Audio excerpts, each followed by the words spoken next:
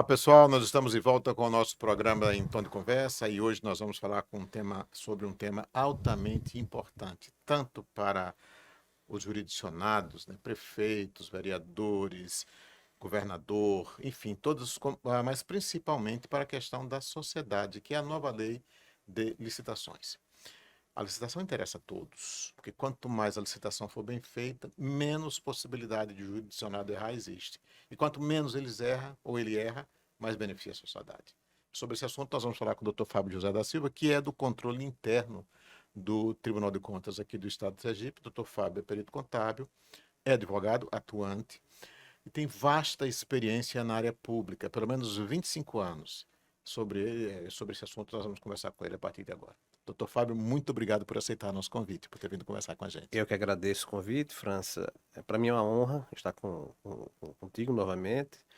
Quero também desejar bom dia a todos que nos acompanham e dizer que a gente está à disposição para poder, né, tirar qualquer dúvida em relação à nova lei de licitações. Pronto, doutor Fábio, o Tribunal de Contas começou um ciclo de orientações sobre essa nova lei de licitações. Que é bom dizer que a antiga lei, a 8666, ainda está em atividade, né? E Exato. agora vem a nova. Qual é o objetivo, o principal foco do tribunal em realizar esse? Inicialmente, além, né, de imposição legal, a nova lei de licitações ela impõe, né, essa atribuição aos tribunais de contas, né, na capacitação dos jurisdicionados em relação à nova lei. Essa visão dos tribunais de contas ela é importante em realizar capacitações, porque não só para o jurisdicionado, mas principalmente para o pessoal da casa. Sim. Porque nós vínhamos trabalhando, e a gente vem trabalhando ainda com a Lei 8666, que é uma lei de 1993. Ela não saiu de atividade ainda? Não. Ela continua ainda vigente. Sim. Né? A lei, quando foi publicada, a nova lei de licitações, né, ela dispôs sobre um período de transição.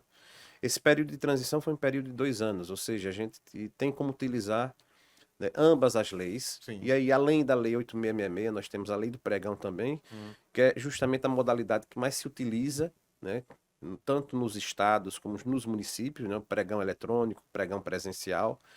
Então, essas duas legislações, principalmente, que são as duas que mais nós utilizamos ou utilizávamos até então, elas ainda estão em vigor. Vão deixar de vigorar a partir de 1º de abril de 2023. Certo.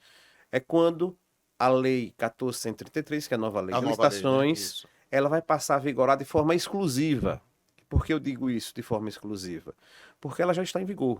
Ou seja, nós podemos nos utilizar de todas essas ferramentas, ou seja, as ferramentas da Lei 8666, da 10.520 e da 1433, até o dia 1º de abril de 2023. Daí por diante, a gente só vai ter uma via de contratação, que será através da 1433. Doutor Fábio, há muita mudança, muita diferença da 866 para a 1433? Muita mudança, França. A lei, como falei, a lei de licitações, a 8666, ela é de 93. Sim. Ela, inclusive, nem contemplava o pregão. O pregão ele só veio a ser disciplinado em 2000. Né? Então, de lá para cá, a gente teve muitas alterações. E esse projeto de lei, que iniciou, né, um processo de estudo para a contemplação da Lei 1433, foi um processo longo. E, por incrível que pareça, a lei veio surgir no dia 1º de abril. Então, quando surgiu a lei, eu fiquei sem acreditar. 1º de abril, durante a pandemia, a gente, depois de tanto tempo estudando essa lei, ela tramitando no Congresso, ela veio a surgir durante a pandemia no dia 1º de abril. E ela veio muito encorpada, França. Né? Ela trata não só das questões de licitação exclusivamente e de contratos, como também de outras questões, né? Como questão de compliance. Né? Ela se aprofunda mais nas questões de gestão de risco. Ela se preocupa muito com a questão do controle em si. Então, hoje, na nova lei de licitações, a gente tem um enfoque muito grande em relação aos controles internos, assessoria jurídica atuando em todos os polos da contratação, ou seja, no planejamento e na execução, Certo. conjuntamente com o controle interno. Deixa eu fazer só um parêntese, né? Na hora que o senhor fala em controle interno e o senhor faz controle interno aqui no tribunal, isso significa dizer que o senhor está fiscalizando o tribunal, é isso? É?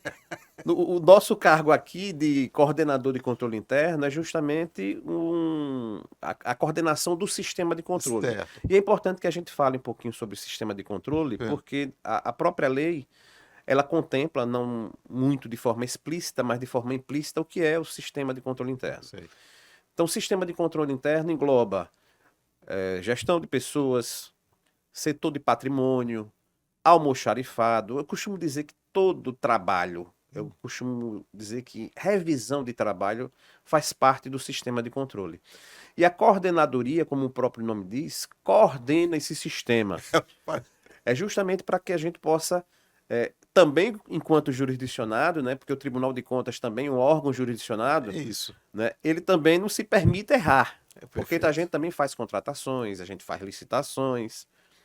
Então a gente tem que exercer também esse controle interno para que o controle externo que o próprio Tribunal de Contas faz, né, quando venha a nos auditar, a gente se encontre em perfeitas condições e em conformidade com a legislação. Vamos voltar à lei da licitação. Só fiz um parêntese aqui.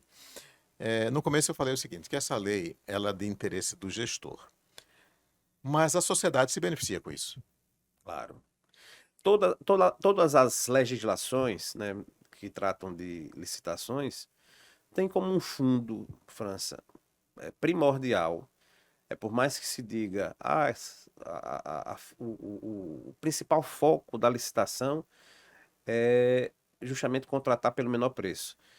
E, na verdade, a intenção do procedimento licitatório é justamente o quê? O processo de competição. Sim. Ou seja, quanto maior a publicidade se dá, quanto maior a transparência do processo, e principalmente a publicidade, maior a competitividade. É por isso que geralmente a gente traça um paralelo com uma das modalidades licitatórias que ainda é vigente em decorrência da Lei 866, que é o convite, que quer queira, quer não, um pouco descriminalizado justamente por conta da forma de se publicizar o ato. Porque é mais restrito. A publicação, segundo a lei, ela pode se dar no mural da prefeitura, ou seja, a amplitude dessa publicação não atinge boa parte dos interessados para participarem do processo. Então a intenção da licitação é justamente isso, é o processo competitivo. A consequência disso, França, é justamente o quê?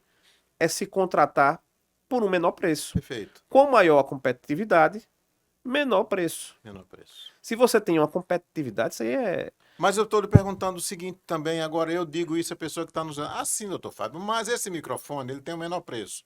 Mas o outro me oferece com o maior preço, mas com a melhor qualidade. O que é válido nessa situação? Aí sim, França, é onde entra a questão do planejamento. Sim. Na nova lei de licitações, o planejamento ele é inserido como um dos princípios basilares da lei de licitações, da nova lei de licitações, está no artigo 5º. Então o planejamento tem um papel fundamental. Isso já nessa faz lei parte de da nova licitações. lei. Da nova lei. Sim. Então no planejamento, inclusive a nova lei, ela prevê a existência de uma pessoa responsável, de uma equipe responsável pelo planejamento. Entendo. Em todas as minhas falas, França, eu costumo falar o seguinte, que nós temos dois grandes problemas na administração pública. É por onde o dinheiro sai, pelo ralo. É no planejamento e na fiscalização. Sim. É na descrição do objeto, e aí vem a questão da qualidade. Sim. Se a gente descreve bem o objeto, a gente contrata com qualidade. Sim. Ou seja, se eu descrevo bem o objeto que eu vou comprar justamente aquilo que eu quero, pelo menos em termos de qualidade. Sim. A mesma coisa em relação aos serviços que eu quero contratar. E o grande problema da administração pública é não saber descrever o que quer. Sim. E é por isso que a gente compra gato Por por lebre. É por isso que a gente tem obras inacabadas, são projetos básicos que são mal elaborados, inclusive lá atrás o governo federal tinha muito recurso para liberar. E aí não se liberava, a gente não tinha recurso do governo federal, porque os projetos eram reprovados. Eles batiam lá em cima e voltavam. E o dinheiro voltava. E o dinheiro voltava. O dinheiro que veio para determinada obra. Exatamente. Então, tudo está na concepção do processo licitatório, que é justamente o quê? No planejamento. E é na fase de planejamento que a gente tem a descrição do objeto que a gente quer contratar. Sim. Então, se eu descrevo bem, aí sim, todos vão me apresentar um objeto de Sim. qualidade ou um serviço de qualidade. Eu quero esse microfone de qualidade assim, assado, tal. Descrever. Se você tiver esse microfone, quem me oferecer o melhor preço, eu contrato. O exemplo mais simplório, e a gente tem trazido em todos os encontros há anos, e você deve ter ouvido, França, falar, eu comprei caneta que não escreve. Sim. Lembro, tinha uma época que tinha cartucho que recarregava. Vinha pela Exato, metade, né? vinha pela metade, né? Os remanufaturados. É. Então, é tudo descrição. Eu geralmente falo, na especificação da caneta, a gente tem como buscar a BNT, como é que Sim. se especifica a caneta, ela tem esfera de tungstênio, né? E você vai especificando de tal Certo. forma, não para direcionar, né, que o direcionamento para a marca ela é vedada, mas você tem como especificar o bem, o objeto ou o serviço de tal forma que você possa atingir a qualidade que você está querendo. Perfeito. Quer dizer, com esse curso que está sendo dado, e até eu nem disse, mas vou dizer agora, são 3 turmas, né? 3 turmas. Recentemente nós tivemos a primeira turma com 25 municípios. Isso. Vamos ter mais 2 turmas, os 75 municípios Exatamente. vão ser abrangidos, né? Então, com esse curso que está sendo dado, o jurisdicionado vai ter a possibilidade de errar menos. Ele aprende ou aprende. Exatamente. E além dos cursos que estão sendo realizados pelo próprio Tribunal de Contas, a gente tem percebido, né, várias empresas no interior do estado, na capital, fora do estado, também preocupados, porque a gente vê que o servidor público, né, mais qualificado hoje, eu tenho sempre dito isso. Inclusive nas suas aulas, porque sou professor também, né? Exatamente, muito mais qualificados e interessados. Por quê? Não só por conta do tamanho dos processos, a quantidade de processos que a gente tem visto, a gente atuando como perito judicial na Justiça Federal, na Justiça Comum, muitos processos onde a gente tem no polo passivo pessoas que são fiscais de contratos em municípios, que são membros de comissão, que são pregoeiros, respondendo, né, civil e criminalmente, em decorrência justamente dessas atribuições. Essa já era uma preocupação, né, dessa turma que vem procurando esses cursos, mas hoje mais ainda. Por quê? Porque a nova lei de licitações, ela traz mais atribuições de forma explícita, né, e implícita, quando remete para a regulamentação da atuação de agentes de contratação, de comissões de contratação, de fiscal, gestor de contrato. Então, quando ela traz essa responsabilização para quem trabalha no setor público, traz preocupação de pelo menos conhecer, saber o que é que deve fazer e o que não deve fazer. Para não errar e não arcar com as consequências, como o senhor acabou de falar. Exatamente. Né? Não arcar com essas Exatamente. consequências. Porque, em decorrência de todos os fatos, né, os atos, melhor dizendo, realizados por todo agente público, traz consequências, França. Porque não adianta eu dizer assim, Fábio é gestor público. A França é meu amigo, eu vou facilitar a vida dele. Não adianta agir dessa maneira. Não. E assim, o que a gente tem recomendado, inclusive, é que os próprios gestores, os prefeitos participem. Porque a nova lei traz uma responsabilidade também. Eles já são responsáveis. Né? Mas hoje de forma mais explícita, quando a gente fala da questão de gestão de risco, quando a gente fala das linhas de defesa em relação à gestão de risco, quando a gestão ela participa de forma ativa, quando eu tenho na própria lei a responsabilidade pela designação de determinados agentes públicos para determinadas áreas e determinando atribuições, eu chamo a responsabilidade para o gestor mais ainda. É, exatamente isso. O doutor Fábio, por exemplo, não sei se esse assunto tem alguma coisa a ver com isso. É comum a gente dizer assim, não, essa rua consta na prefeitura como calçada e ela não foi calçada. Isso também pode se enquadrar na lei de licitações, essa nova lei? Claro, em todas elas. Não só nas novas. Não, porque a gente falou em 2 grandes problemas na administração pública. Sim. O primeiro foi planejamento, Isso. né? Se você planeja mal, você contrata mal. E você tem condições também de, num processo de planejamento, você já iniciar o processo já com valores da administração Sim. superestimados. Isso aí implica em superfaturamento na contratação. Perfeito. Então, se eu planejo mal, eu contrato mal. E o outro grande problema da administração pública é justamente a fiscalização. Fiscalização. Ou seja, são os extremos. Se eu planejo bem, eu posso contratar bem, mas se eu não tiver fiscalização, Sim. o objeto a ser entregue é justamente aquilo que eu quero Quer dizer, contratar. nesse exemplo que eu falei, cabe a A Secretaria de fiscalização. Obras Exatamente. fiscalizar. A Exatamente. Secretaria de Obras do município. Exatamente. Ou seja, se eu tenho já tenho uma rua que já está pronta, Sim, né? Eu não tenho por que licitar. é verdade. Então, quem fez o planejamento, né, quer queira, quer não, ele está cometendo uma fraude. Exato. E vai responder. E vai responder. É. Porque eu estou planejando justamente o quê? A contratação de serviço de obra, Uhum. né, de uma obra que já foi realizada. Perfeitamente. De uma obra que já foi realizada. Como é que eu vou provar que eu vou fazer aquele serviço? Se a obra já existe. Já existe, né? É. Então você tem que comprovar. Hoje a gente tem vários instrumentos, né, de controle, instrumentos de planejamento, né? E essa obra que foi feita, ela já foi contemplada. Porque são obras, França, geralmente, né, que estão contempladas em outros instrumentos de planejamento que já são conhecidos há muito tempo, Uhum. pela 4320, 64, que é justamente o quê? O plano plurianual, lei de diretrizes orçamentárias e a lei orçamentária anual. Ou seja, para você realizar, né, qualquer obra, você tem que contemplar nesses instrumentos. Ou seja, você tem que ter orçamento. E uma obra, orçamento de rua, a depender, é uma obra que você vai realizar em mais de um exercício financeiro. E é por isso que a gente tem que contemplar no plano plurianual. Plurianual, perfeito. E em todos os anos, a gente vai ter gasto Isso. na lei de diretrizes orçamentárias do ano subsequente, como também na lei orçamentária anual do ano subsequente. Isso também, doutor Fábio, se aplica, digamos assim, às rodovias. Alguém contrata e executa o serviço. Isso. Só que aquilo é como uma casca de ovo. Com um mês já arrebentou tudo. Né? O gestor pode ser responsabilizado por isso? Sim, é questão da qualidade Isso. do serviço. Aqui onde o senhor falou o planejamento. Exatamente. É qualidade. Uhum. Acredito eu, o Tribunal de Contas vem trabalhando na usina de asfalto, justamente para poder medir a qualidade dos asfaltos que são Sim.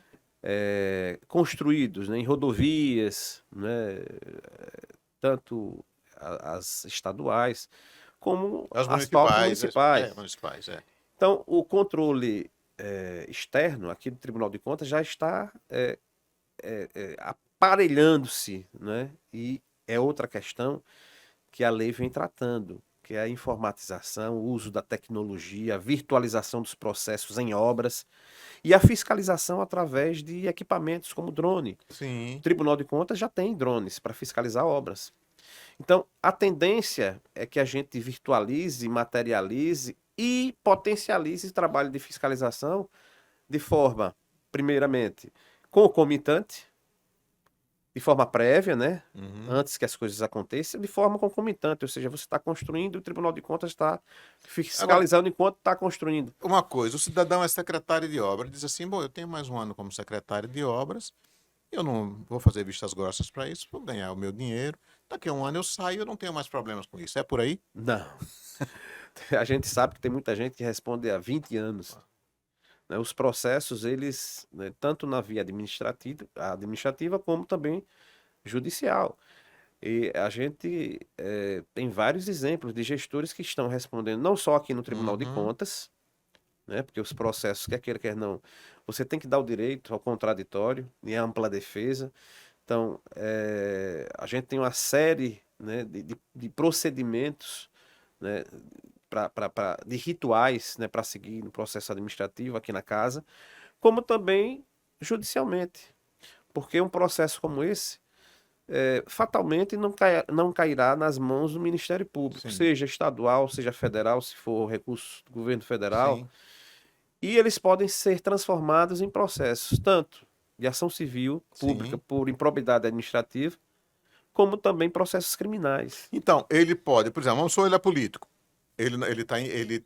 Não pode se candidatar, se ele for político. Improbidade administrativa, Administrativo. uma das penas é inelegibilidade, Pronto. por 8 anos. Mas vamos também que ele vai ter que pagar multa por aquilo. Vai pagar multa, vai ressarcir os cofres públicos, Sim. que a questão é o seguinte, E a pode lei de negociar com impropriedade... o poder público ou não?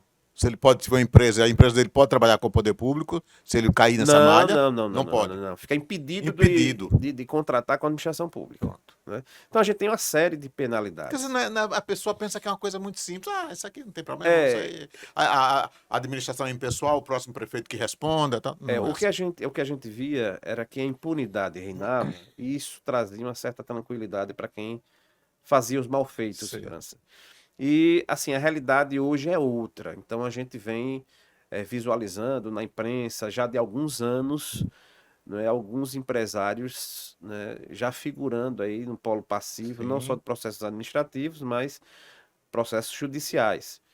E a legislação, ela vem se reforçando justamente para inibir esse tipo de Que procedimento. se fortalece agora com a 8666. Com a Aliás, desculpa, 1400. 1433. Já era fortalecido na 8666 e passa a se fortalecer mais Isso. E ainda. a gente tem uma legislação, uma lei interessante, porque na lei 8666 nós tínhamos uma capitulação de penas, na verdade, de tipificação de crime e de Sim. penas, previsto no artigo 89 ao 99. E esses artigos, eles foram transplantados para o Código Penal com a vigência da 1433, ou seja, esses artigos eles foram revogados pela nova lei, mas foram remetidos para o Código Penal. O que acontece? Nesses artigos, nós não tínhamos imputação de nenhuma penalidade para a pessoa jurídica, Sim.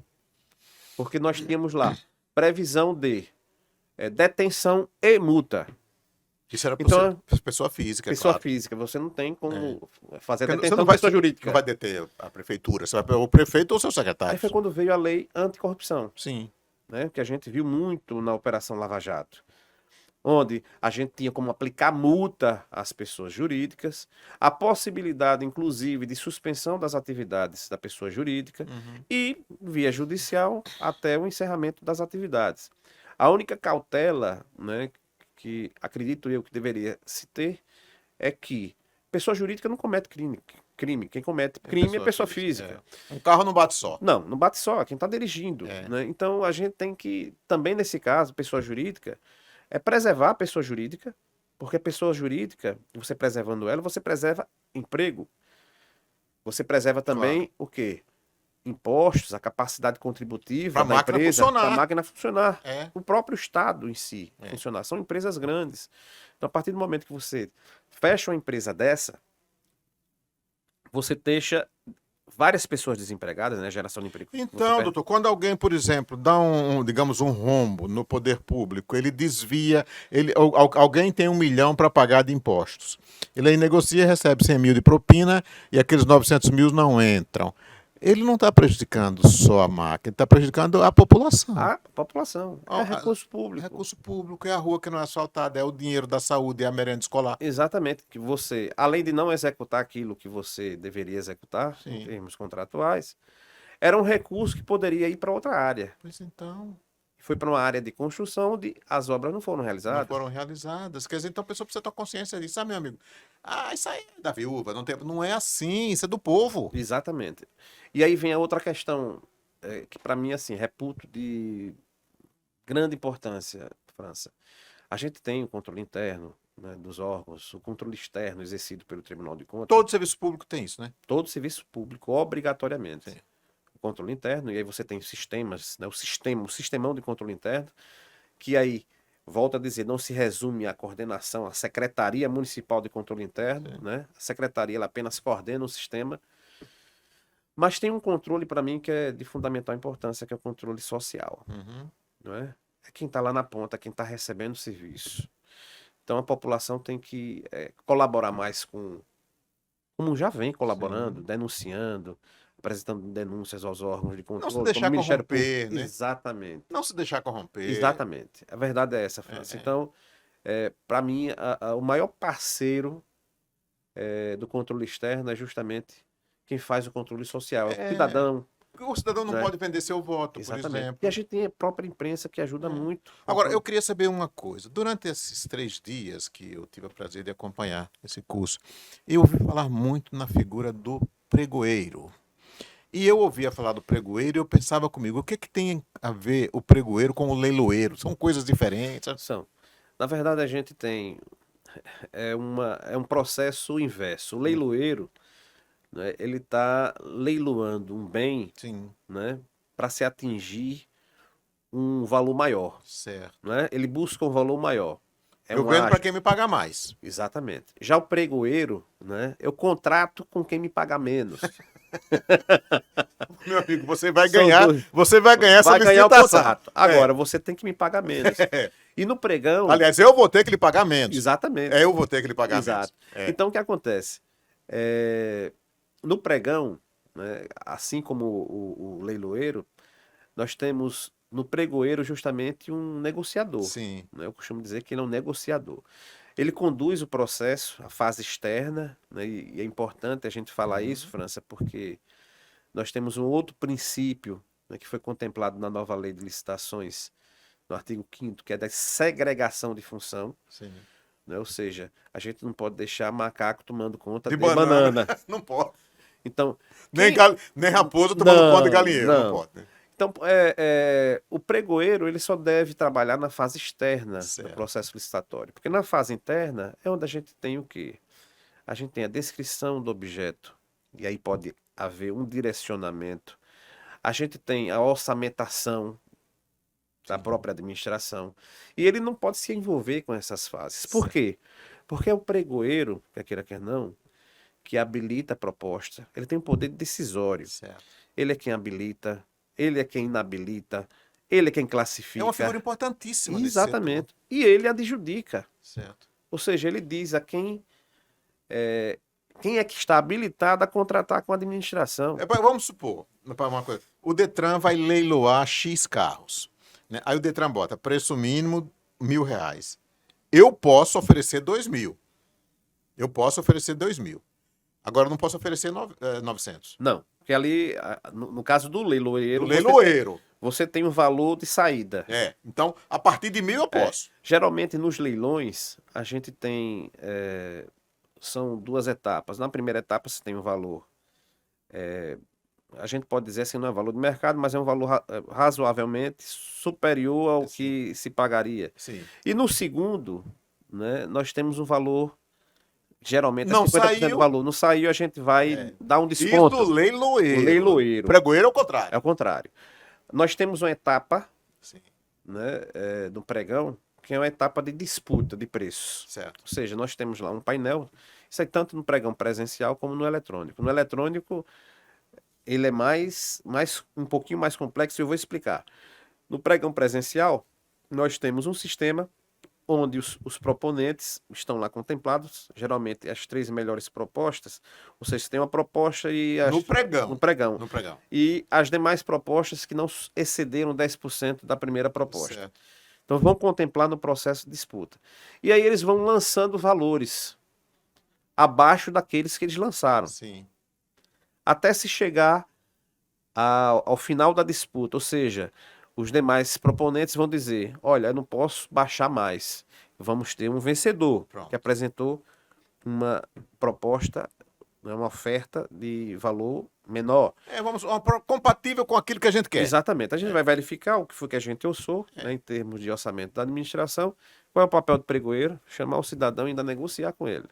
Pode reduzir? No caso do pregoeiro, eu posso oferecer menos do que o pregoeiro botou. Nunca mais. Não.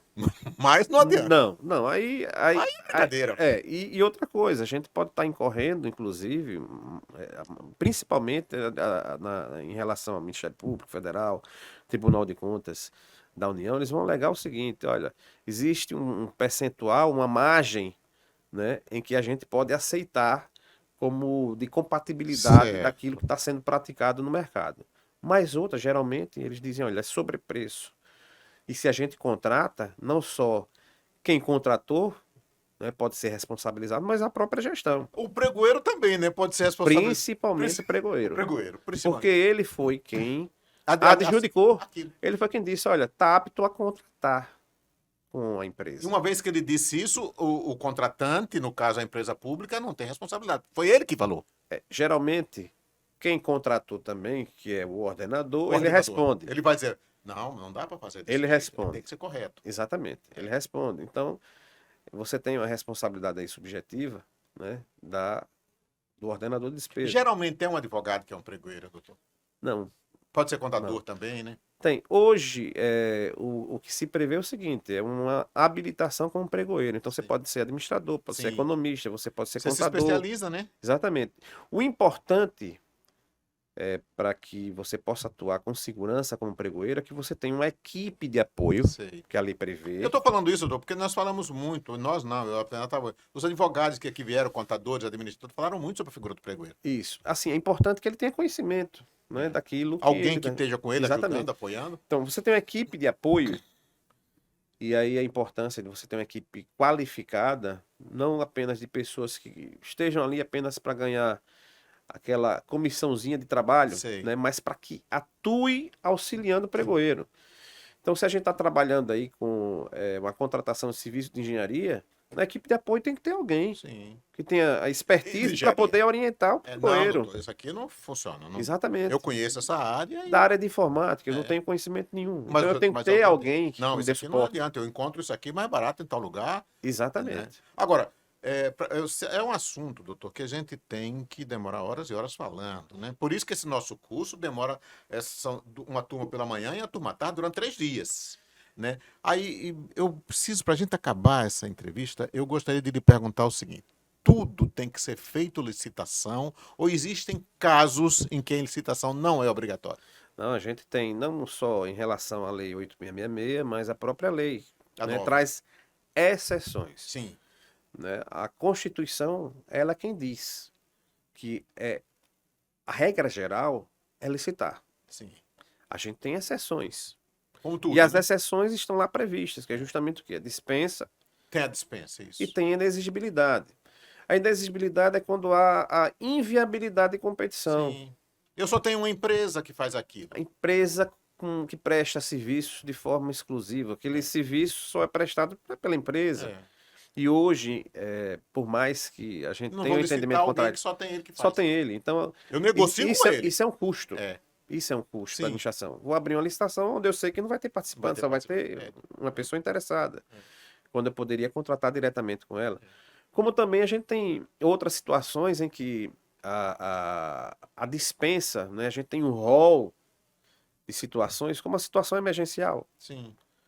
Né? Ela é Perfeito. dispensável, ou seja, eu não vou fazer uma licitação quando eu estou na iminência de ver o teto aqui da... Cair. Eu vou licitar, Cair. esperar que o teto caia, não sei o quê. Exatamente. Faltou um remédio tal em lugar, eu vou licitar. Quer dizer, morre o paciente e não compra o exatamente. remédio. Então, são situações onde a gente tem que caracterizar a situação Sim. emergencial, que é necessário, né? A gente caracterizar a situação, O perito que cabe fazer isso. Na verdade, é o seguinte, a pessoa que tem a expertise, ou seja, a depender da área, diz, olha, em relação a obras civis de engenharia, tem que ser um especialista, tem que Sim. ser um engenheiro. Dizer, olha, eu tenho que fazer esse serviço com certa urgência, emergência, Senão- sob pena de causar prejuízo Inclusive de para a vidas. administração, como também para terceiros. Inclusive de vidas, Exatamente. perdas de vidas, né? Então, nessa situação... Por isso é emergência, às vezes. Declarou estado de emergência. Exatamente. Tal. Quando você traz risco para a administração e para terceiros. Sim. Então, está caracterizada aí a situação emergencial? Tá. Então, se está caracterizada a situação emergencial, então a gente pode fazer a contratação direta Cada caso é um por caso. dispensa. Cada caso é caso. Então, a gente tem, em relação à dispensa, a gente tem todos os casos Sim. previstos na lei, tanto na lei 866 como na 1473, que são casos, a gente chama assim, né? São fatos que são exauridos, Sim. né, pela legislação, ou seja, não é exemplificativo, né? Ele exaure todas as situações, Uma você não dispensa pode hoje, criar. uma dispensa hoje é 54 mil, né? Parece-me. Não, a gente tem dispensas em razão de valor, Cada caso é um caso. cada caso é um caso, né? Dispensa em razão de valor para serviços, para contratação de bens e serviços Quer dizer, vai comuns. cair uma ponte e eu vou ter que, eu vou ter que pagar 54 mil para fazer aquela ponte, quando aquela ponte vale 300 mil, digamos assim, não é o caso. Não, não. A gente tem situações onde a gente trata especificamente de natureza valor, Sim. natureza objeto Então a a ser dispensa contratado, não é uma, natureza situação. a dispensa não é uma coisa pura e simples. Não, não. Então, assim, cada caso é um caso a ser estudado. E, assim, a lei, ela impossibilita que, no caso desses casos de dispensa, ela veda que a gente crie novas situações. Como ela exaure as situações, você não pode criar uma outra. Já em relação à inexigibilidade, Sim. ele dá um rol exemplificativo. E aí sim, pode vir a acontecer uma situação em que é inviável a competição. E o exemplo que a gente deu foi justamente que uma empresa que ela é a única prestadora de serviço, ou a única que fornece esse bem. Mas pode existir uma outra situação que a gente hoje a lei não contemplou, mas que é inviável a competição. Por exemplo, eu quero fazer uma festa de São João, digamos assim, Contratar um artista. um artista. Aí Você não chega o vai fazer licitação. Não, chega o safoneiro e diz para mim assim, olha, eu vou lhe cobrar 5 mil. Eu não vou fazer licitação para pagar 5 mil. Não, não. Vai sair mais caro, né? E mesmo um artista de renome nacional, Nacional. você não vai fazer uma licitação. É. Mesmo porque eu quero o quê? A São João, eu vou trazer o quê? Os cantores tradicionais de São João. Mas aí também o Tribunal de Contas atua. Meu amigo, me diga uma coisa: o seu município pode fazer essa festa? Aí sim, nós temos inclusive resolução do Tribunal de Contas que veda a realização de eventos festivos com recursos públicos quando você tem o quê? A folha de pagamento pessoal Isso. em atraso. E aí você pode até fazer, desde que seja com recurso privado. Privado. Um patrocínio, né? Mas se você não tem condições de De fa- dar o mínimo, O né, posto para de a saúde está população, fechado. A escola não tem merenda escolar. A e folha está você... atrasada e o cara paga 1 Não, milhão. não. Aí não Aliás, nessas tem... festas juninas agora, muita gente caiu nesse negócio, né? Exatamente. Doutor Fábio, olha, é o seguinte: eu sei que tem muita coisa para que a gente possa falar, mas o nosso tempo é curto, né? A gente vai ficar combinando o seguinte: se você tem alguma dúvida, você vai lá, assiste, manda a sua pergunta, a gente vai passar para o doutor Fábio. Ele pode até voltar para responder isso aqui para você. Qualquer dúvida você fala. O que não significa dizer que daqui a terminando esse modo, esses últimos modos, que a gente volta a falar sobre esse assunto. Por exemplo, fazer um balanço, como foram essas aulas, o que aconteceu, a gente pode voltar a falar sobre isso. Exatamente, França. É importante falar também que a gente tem modulado, Sim. não só em decorrência da quantidade de jurisdicionados, ou seja, Sim. fizemos um grupo agora com 25 municípios, vamos fazer mais dois Com 25. A os dá os restantes. 75, Mas é modular, veja que a gente modulou em temas, Sim. porque a lei ela é muito complexa, não se fala isso em né? meia hora. Exatamente, Né? a gente Foram tem 8 horas de curso. e a gente tem cada, mais do cada dobro, módulo. praticamente o dobro de artigos Sim. que tínhamos na lei 8666. E fora isso, são temáticas importantes, novas temáticas, né? A questão do compliance mesmo, a questão de gestão de risco, muito ampla. Então a gente divide em módulos, e cada módulo, se a gente fosse tentar exaurir, 1 mês, 2 meses, seria pouco. Seria pouco. Esses módulos que o Tribunal de Contas está fazendo servem principalmente para abrir a cabeça da pessoa, do cidadão. Gente, eu preciso aprender isso. Exatamente. Eu preciso, porque cada prefeitura foi contemplada com 3 participantes. Exato. E nós tivemos o nosso auditório lotado, graças Exatamente. a Deus. Graças a Deus. Graças a Deus. Quer dizer, isso é sinal que o cidadão quer aprender. E muitos, inclusive, me procuraram tentando mais uma vaga. Sim. Digo, olha, a gente deve abrir novos cursos, porque até será 1º de necessário. abril de 2023, Isso. a gente não vai ter outra demanda para se trabalhar. Vai ter que ser lei de licitações, a nova lei de licitações, porque é um caminho sem volta. Muita gente acredita, França, e é importante que se diga, antes de finalizar, que essa lei ela pode vir a ser prorrogada. Então, eu falo que é praticamente impossível que isso aconteça. Não é impossível, mas é praticamente impossível. Não Por quê? existe nada. Porque o governo federal já vem trabalhando. E é importante dizer, a gente está muito atrasado, porque o governo federal fez uma catalogação sobre os regulamentos necessários para poder poder se trabalhar a legislação de forma ampla. 66 regulamentos. O governo federal não conseguiu regulamentar ainda 20 aspectos que foram catalogados.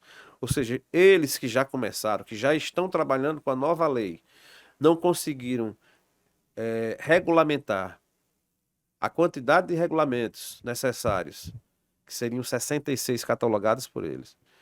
Eles que já iniciaram, e nós que ainda estamos engatinhando. A gente não pode chegar no dia 1º de abril, né, quando as duas legislações vão deixar de existir. É importante dizer sobre a regulamentação, porque nós temos a Lei 10.520, que remete à regulamentação que a gente utiliza hoje. Sim. Muito embora a gente mantenha a figura do pregoeiro, mas a regulamentação tem que ser outra. Porque a que nós temos, ela se socorre da 10.520. O que nós temos hoje em relação a 8.666 são as comissões, tanto especiais como as permanentes de licitação. E nós temos duas figuras distintas, diferentes, disciplinadas pela nova lei, que é o agente de contratação e a comissão de contratação, que necessita de regulamentação, como necessita o quê? O gestor de contrato e fiscal de contrato. Então a regulamentação é de suma importância. Temos uma outra questão importante que é importante que todos que estão nos assistindo, nos ouvindo, que também saibam. Para a contratação de bens de consumo, nós temos uma vedação imposta pela legislação que diz o seguinte: a partir de 180 dias da publicação da 14.133, a gente só pode contratar bens de consumo, seja ele qual seja, se a gente tiver regulamentação distinguindo o que é bem de consumo comum e bem de consumo de luxo, porque a lei nova veda a contratação de bens de consumo de luxo. Então, se a gente não tem essa distinção, a partir do momento que a gente vier utilizar a lei de forma obrigatória, se a gente não tiver regulamento, a gente não pode contratar nada, França, que tenha natureza bens de consumo. Imagine. Doutor Fábio, eu queria lhe agradecer muito, né? Dizer o seguinte, que esse assunto não foi nem de longe esgotado, né? Eu não, eu espero que o senhor possa voltar mais algumas vezes a gente está à disposição. Continuar discutindo este assunto, né? Vamos terminar esse terceiro módulo, nós terminamos o primeiro agora, vamos fazer o segundo, terceiro, para depois a gente fazer um balanço do que foi isso, né? E sempre que puder discutir esse assunto. E quanto a você que gostou da entrevista, dá um like aí no nosso YouTube, segue, bota lá, inscreva-se aí no nosso canal e dê sua opinião. Diga, ô Fábio, doutor Fábio, como você quiser tratar. Eu fiquei nessa dúvida, e a gente vai passar a pergunta para ele. Ele pode vir aqui responder, você pode entrar em contato com ele, enfim, participe, porque, em última análise, o maior beneficiado é o povo, sou eu, é doutor Fábio, é você que é beneficiado, não é verdade, doutor Fábio? Verdade. Muito obrigado. França, eu estou à disposição. Muito obrigado. Para minha satisfação, né? E o tema, além de ser um tema atual, lhe empolga. Ele é intrigante, né? Ele me empolga. Me empolga muito. Muito obrigado. A gente está à disposição. Muito obrigado. Então, nosso Em Tom de Conversa por hoje fica aqui, mas logo, logo a gente está de volta. Até para